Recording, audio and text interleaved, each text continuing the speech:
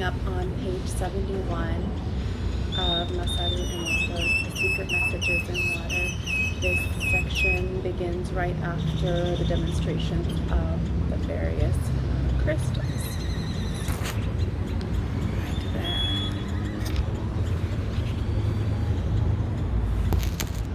Alrighty.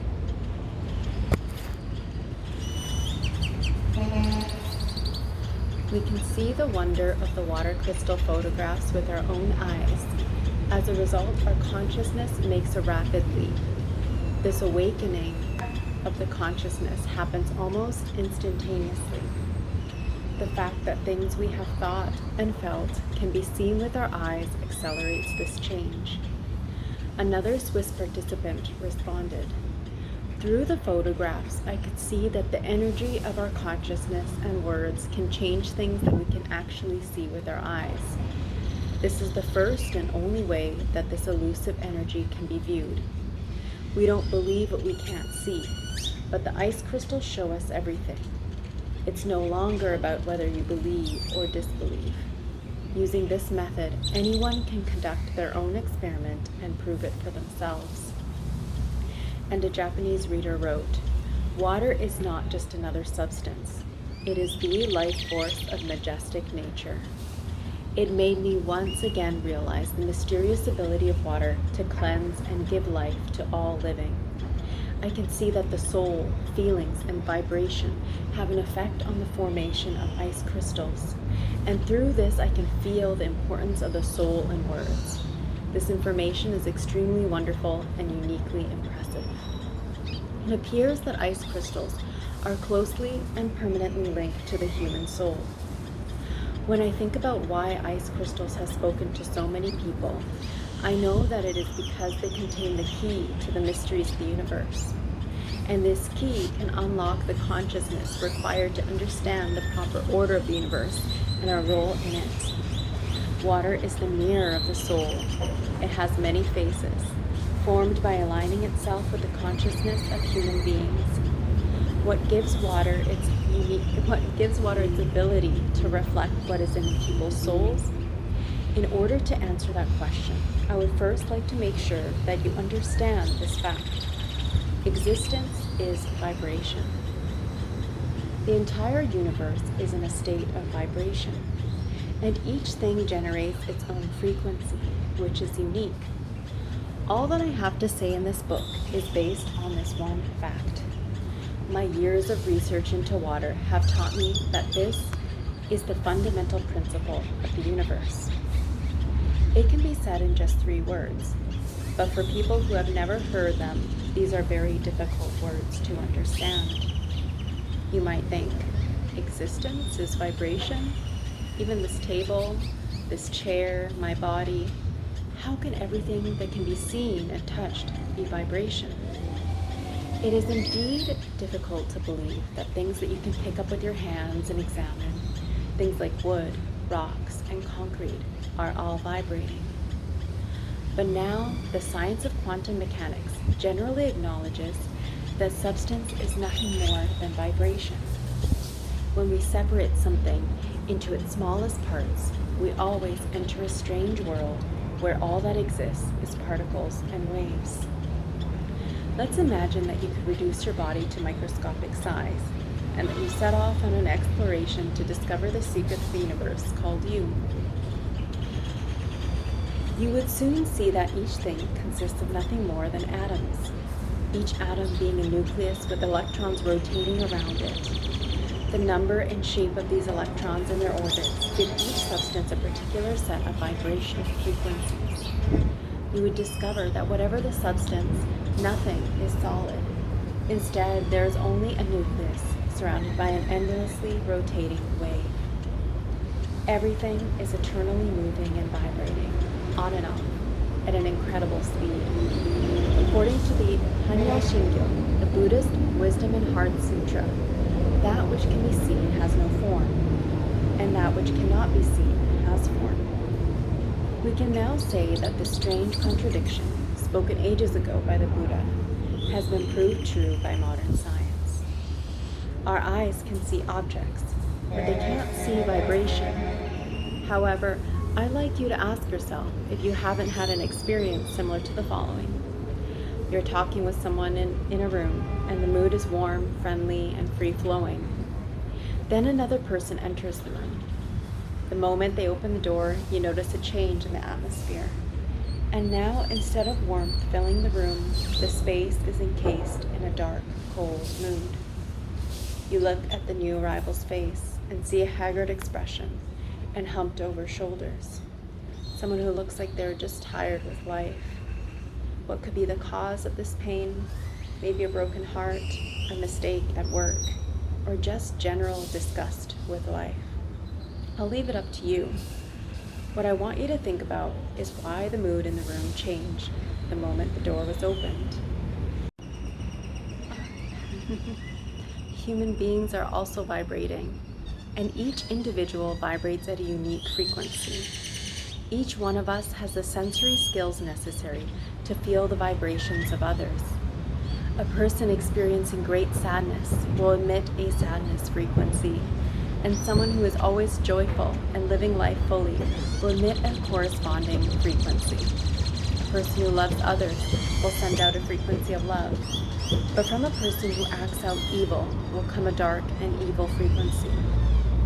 This same principle also applies to objects and locations.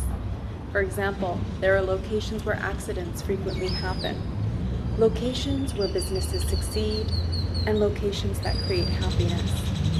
And you might have heard about a jewel that brings tragedy to successive owners.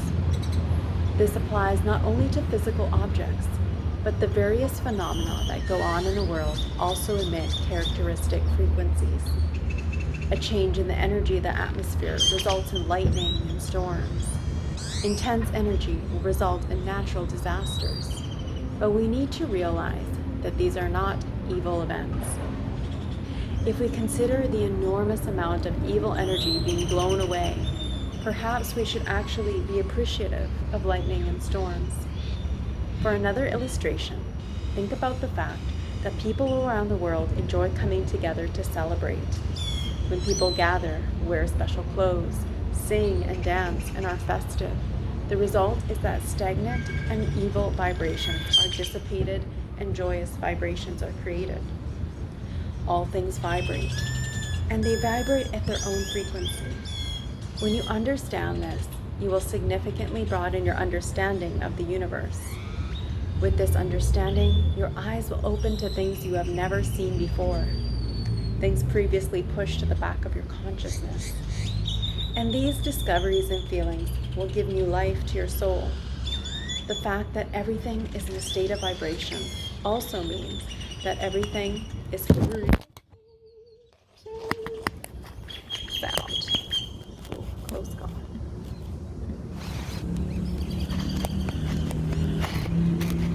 Alright. Everything is creating sound. It doesn't mean that we can hear every sound, although there are some people who apparently hear the voices of trees and who can communicate with plants. Whether we can hear the sound or not, we can say that the unique frequency of all objects can be interpreted as sound. It is said that the human ear is generally capable of hearing frequencies from approximately 15 Hz to 20,000 Hz. Hz or Hertz indicates the number of cycles of the repetitive waveform per second. Although it's a good thing that our ears have such limits, otherwise we probably wouldn't be able to sleep at night. The natural world is indeed well designed. Everything is in balance. And as sound is created, there is a master listener to receive the sound: water. Let me ask you to think about why crystal formation would be affected by music, and why completely different results would be reached depending on the spoken and written words water was exposed to. The answer is found again in the fact that everything is vibration. Water, so sensitive to the unique frequencies being emitted by the world, essentially and efficiently mirrors the outside world. Music and spoken word are vibration. They are easily understood and interpreted by just about anyone.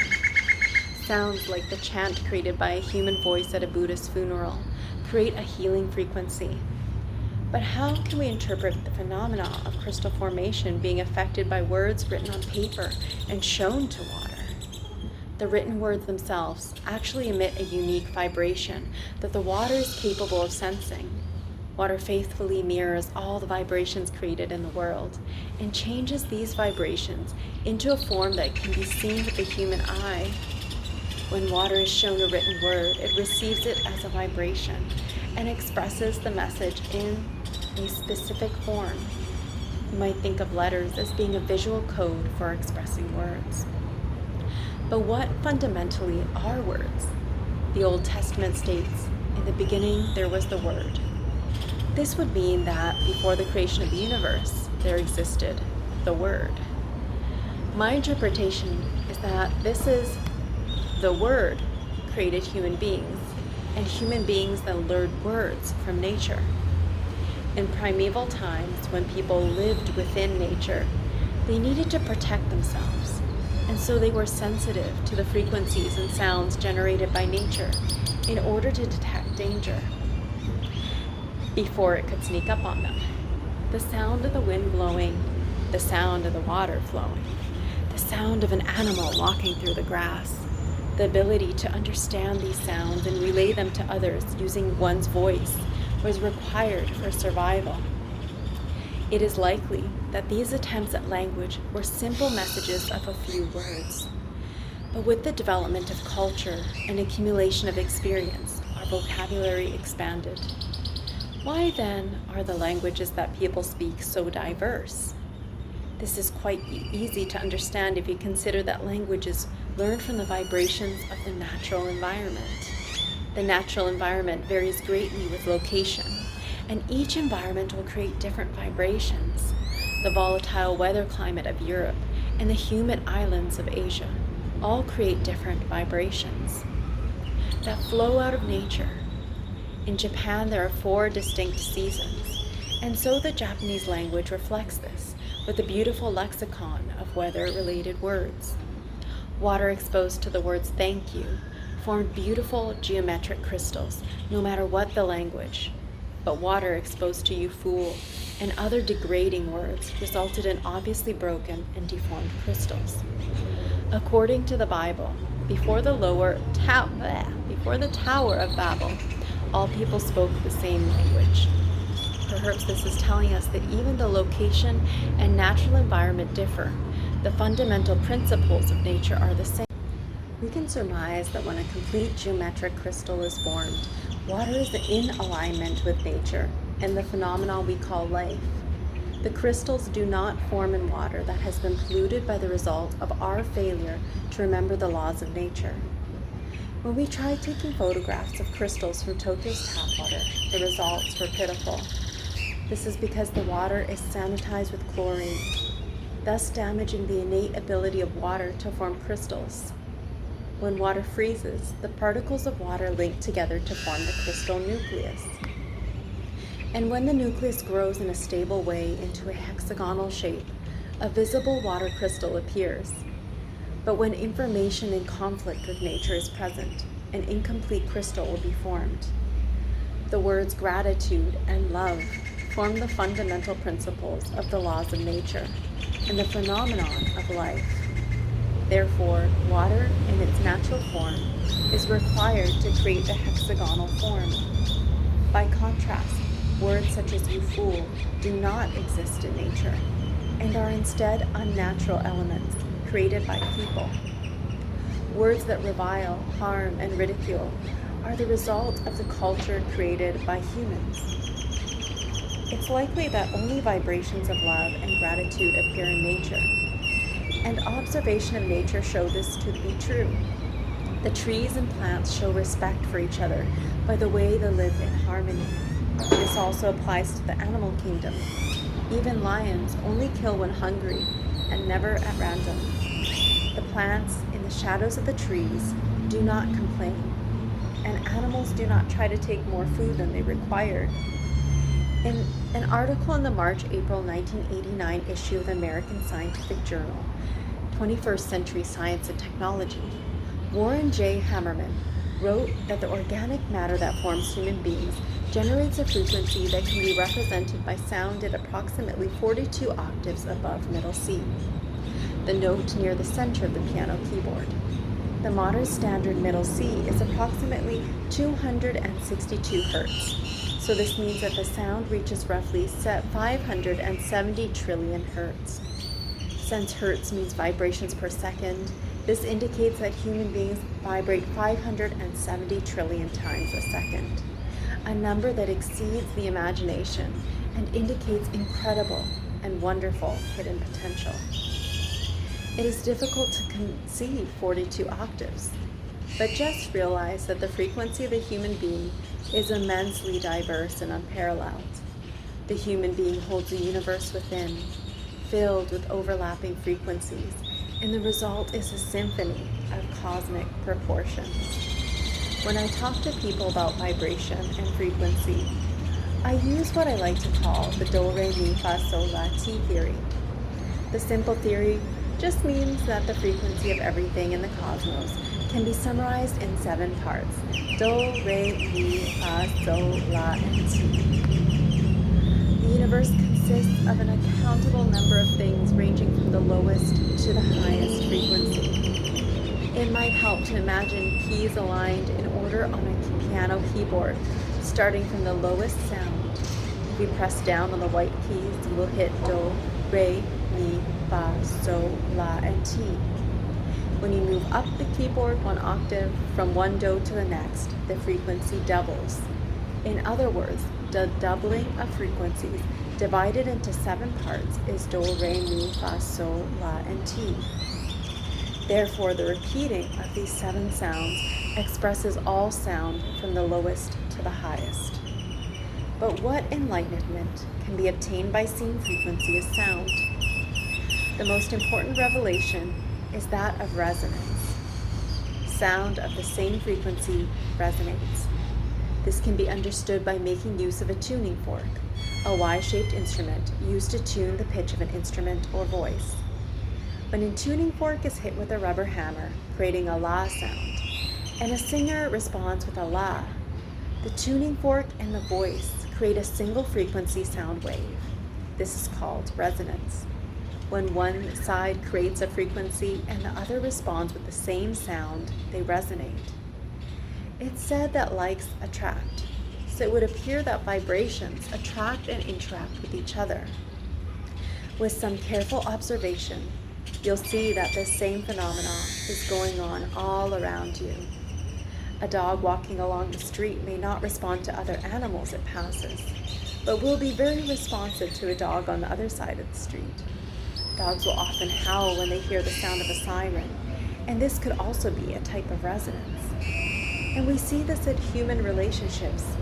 People who generate similar frequencies are attracted to each other, resulting in friendship. Certain people remain uninterested in each other, no matter how physically close they may be. However, if someone you don't like approaches you and you react, this also means that you are resonating in some way with that person. The greatest secret of Japanese martial arts is referred to as winning without fighting. This essentially means avoiding resonating with the enemy. To fight and win results in resonance with the enemy, and so the level of the relationship is very low.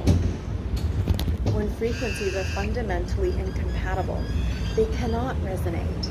We cannot accept what is fundamentally different from us. However, an interesting fact is that resonance can result even when frequencies are not identical. This happens, for instance, when the frequency is doubled. Playing the la key on the piano at 440 Hz and the la key an octave lower at 220 Hz creates quite a pleasant resonating sound. And responding to a tuning fork with a sound 1 octave lower also creates nice resonance. When the frequency difference is 2-fold, 4-fold, 8-fold, and so on, or 1/2, 1/4, and so on, the result is resonance. The principle of this relationship extends to infinity. No matter how distant the frequencies, resonance will result if one of the two numbers is a multiple of the other. We can say that for every sound on each level, there is a resonating sound on every other level. When you think about it, people are attracted to Christ, Buddha, and others who emit a high level of vibration.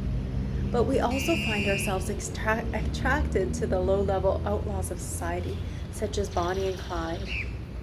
This may seem like an inconsistency, but it can be explained by the fact that people resonate with each other on various levels. Perhaps this dichotomy is a natural part of life. It might help our understanding in this area to consider how to interpret from a vibration frequency perspective the phenomenon of two people falling in love. Love is one type of resonance. If, for example, you have a frequency level capability of 10, you'll resonate with others on that same level, or perhaps with someone on a level a little higher, say 12. When people resonate and fall in love, they rise to their highest level of capability. If a person with a capability of 10 who has only been using 5 parts of that capability falls in love with someone with a level of 12, then he or she will naturally make use of the level 10 capability and show an increase in frequency. When you are in love, you perform better at work, and the work that you do, and often your environment, may well change without you realizing it. People who continue to do superior work well into old age are almost inevitably in love. Of course, this love is not limited to romantic love. It also can include a loving respect and attraction towards other people. Love has the effect of raising our frequency level and making us shine. Wouldn't it be wonderful if we could be in love for a lifetime? Most of the objects found in nature emit stable frequencies. Each sparrow sounds basically the same, though the sparrows themselves might recognize these differences. And the sounds made by dogs or cats do not have a great version of variation. By contrast, the human being is able to make full use of the do, re, mi, fa, sol, la, ti scale to create beautiful melodies. Wouldn't you agree that this is indeed a marvelous ability? Humans are the only creatures that have the capacity to resonate with all other creatures and objects found in nature. We can speak with all that exists in the universe. We can give out energy and also receive energy in return. However, this ability is a two-edged sword. When people act out only on their own needs, they emit an energy that serves to destroy the harmony with nature. The defiling of our earth is the result of an unrelenting hunger for